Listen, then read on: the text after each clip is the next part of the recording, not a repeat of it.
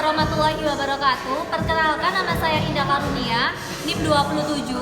Saya akan menjelaskan mengenai akad ijaroh. Kita bahas dari segi definisi dulu ya.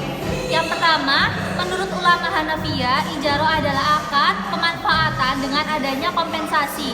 Sedangkan menurut ulama Syafiyah, ijaroh adalah akad kepemanfaatan atas suatu hal, suatu benda atau barang yang mana dapat diperlukan kompensasinya yang diterapkannya.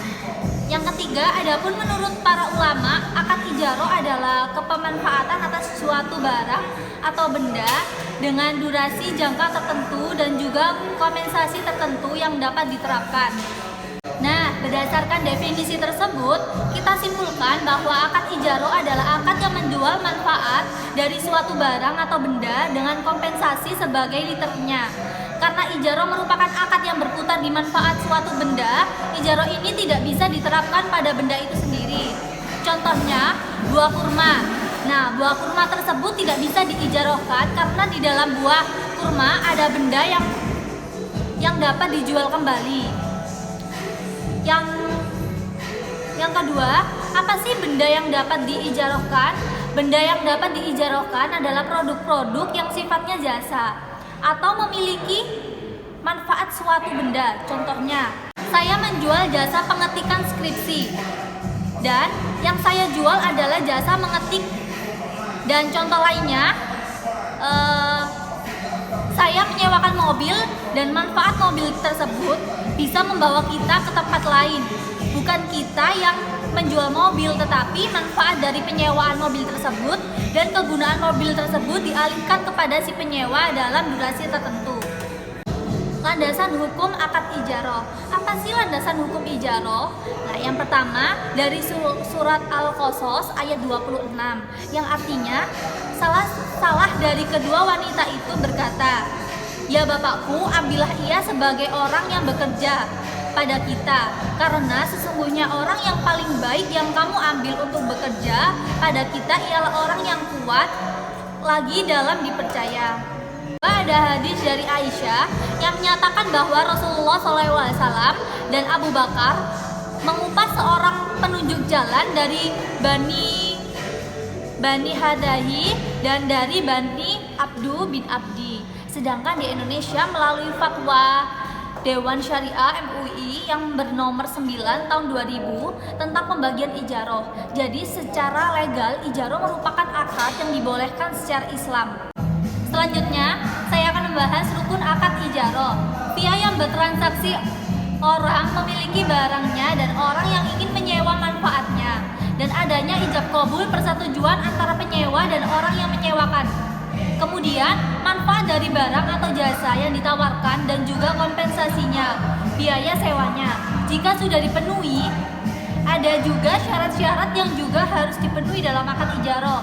Dalam hal ini, rukun-rukun dalam akad ijaroh adalah: yang pertama, dari pihak-pihak bertransaksi harus waras, tidak gila, dalam artian dapat mengendalikan dirinya dalam keadaan penuh dan juga harus bisa membedakan yang halal, yang hak, dan yang salah. Kemudian barang yang disewakan atau barang yang diijarohkan harus pemetaannya penuh dan bukan menyewakan barang yang bukan milik kita, dan harus valid dalam penjelasan spesifikasinya, upahnya berapa dan manfaatnya. Kemudian harus dijelaskan di awal akad.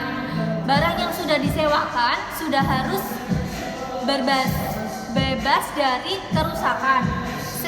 Spesifikasinya harus sesuai dengan yang ditawarkan di awal. Jika semisal tidak sesuai di awal, maka penyewa memiliki hak untuk membatalkan akadnya. Kemudian di antara hal-hal yang menyebabkan akad ijaroh rusak atau batal adalah: pertama, ketua dari penyewa itu sedang dalam keadaan sulit atau punya hutang, jatuh miskin, dan seterusnya. Dia tidak bisa melanjutkan pembayaran kompensasinya, maka penyewa bisa membatalkannya. Yang kedua, dari sisi pemilik barang atau yang menyerahkan, semisal dia mendapatkan sesuatu musibah juga, ada unsur yang menyebabkan dia mau tidak mau harus menjual barang yang disewakan atau asetnya dia tersebut, maka boleh membatalkan akad ijaroh karena alasannya dia sangat kepepet, sangat membutuhkan likuiditas untuk melanjutkan urusannya. Macam-macam ijaroh. telah disinggung di awal video. Yang pertama, ijarah atas manfaat, yaitu kita menyewakan suatu barang atas manfaatnya, bukan kita yang menjual barangnya tetapi menjual manfaatnya. Yang kedua, ijarah jasa atau pekerjaan, yaitu kita menawarkan jasa kepada pihak lain dan kita mendapatkan upah atau kompensasi atas jasa yang kita berikan. Kapan akad ijarah berakhir?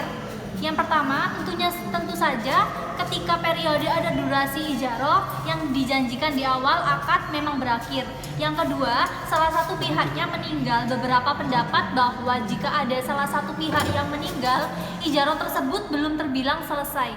Yang ketiga, kedua pihak sama-sama menyelesaikan akad ijarah. Akad ijarah juga diterapkan di bank syariah. Praktik ijarah pada perbankan syariah yang pertama bentuknya operasionally, kita meminjam barang. Namun di akhir masa peminjaman kita tidak punya hak untuk memiliki barang tersebut. Jadi dibalikin lagi ke pemilik awal. Maksudnya barang sewaan statusnya yaitu barang yang milik bank baik di awal maupun di akhir periode. Kecuali biaya barang kecil-kecil atau memang telah disepakati oleh kedua belah pihak penyewa atau menyewakan. Penyewa tidak bertanggung jawab atas kerusakan dan kehilangan barang yang disewa, kecuali memang kelalaian atau kejerobohan dari si penyewanya. Yang kedua, namanya IMBT, Ijarah Muntahiyah Biya Tamit. Konsepnya mirip dengan freelancing dalam praktik online. Jadi pihak penyewa menyewa suatu barang kepada bank yang kemudian ketika di akhir masa penyewaannya, nasabah memiliki hak atau opsi membeli kepemilikan barang tersebut. Contoh pemilik IMBT yaitu saya berangkat dengan bank ingin membeli rumah. Masa sewanya sekitar 10 tahun dan saya sebagai nasabah memiliki opsi membeli rumah tersebut dari bank sehingga rumah tersebut jadi milik saya. Jadi, akad ijarah adalah akad atas manfaat barang atau jasa yang diberikan bukan menjual barang tetapi menjual kepemanfaatan tersebut. Terima kasih. Sekian penjelasan dari saya. Terima kasih. Wassalamualaikum warahmatullahi wabarakatuh.